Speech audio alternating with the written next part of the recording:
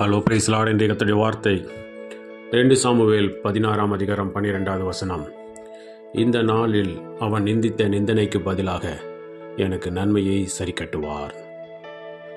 பிரியமானவர்களே, தாவீது ஒரு ராஜாவாக இருந்தாலும் வயது மூப்பின் காரணமாக அப்சலோம் தன்னுடைய தகப்பனுடைய ராஜ்யத்தை வலுக்கட்டாயமாக பெற்றுக்கொள்ள விரும்பினார்.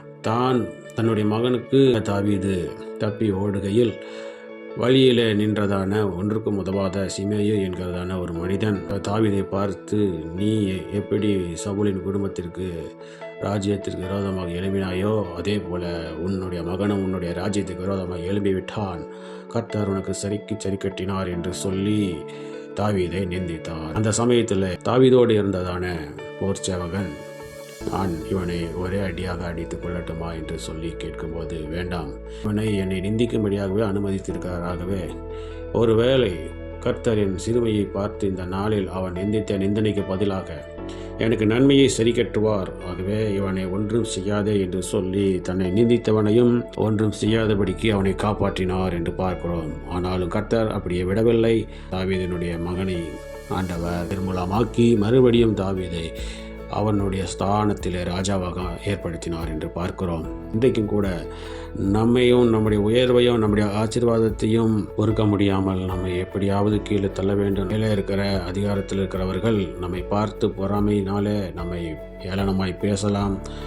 நம்மை செய்யாத குற்றங்களை நம்முடைய தலையில் மேல் சுமற்றி நம்மை சீரழிக்கலாம். இந்த நாளில் கூட ஆண்டவர் சொல்கிறார், நம்மை யாரெல்லாம் நிந்திக்கிறார்களோ, நமக்கு விரோதமாக யார் எழும்புகிறார்களோ அதற்கு பதிலாக அவன் நிந்தித்த நிந்தனைக்கு பதிலாக எனக்கு நன்மையை சரி கட்டுவார் என்று தாவீது விசுவாசித்தது போல நாமும் கூட, ஆண்டவரே, இன்றைக்கு என்னை நிந்தித்த நிமித்தமாக நான் கலங்க மாட்டேன், ஏனென்றால் நான் இவர்கள் நிந்தித்த நிந்தனைக்கு பதிலாக நீர் எனக்கு ஒரு நன்மையை கட்டளையிடப் போகிறீர் என்று சொல்லி ஆண்டவரிடத்தில் நன்றி சொல்லுவோம், மனதை தேற்றுவோம். கர்த்தர் நிச்சயமாக நம்முடைய ஸ்தானத்தில் மறுபடியும் நம்முடைய நீதியை நிலைநாட்டுவ ஆண்டவர் வல்லமையுள்ள தேவனாக இருக்கிறார். நாம் எந்த தவறும் செய்யாமல் நமக்கு விரோதமாய் வீண் பழிகளுக்கு ஆண்டவர், நான் நீதி செய்கிற தேவன், உனக்காக நான் நீதி செய்வேன் என்று சொல்லுகிறார்.